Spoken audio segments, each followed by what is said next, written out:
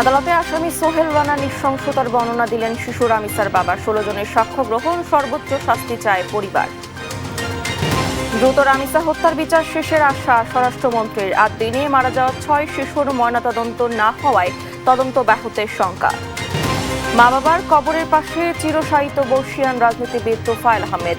জানাজায় সর্বস্তরের মানুষের ঢল, গার্ড অব অনার। এলপিজির দাম কমালো সরকার, 55 টাকা কমিয়ে 12 কেজি সিলিন্ডার 1885 টাকা।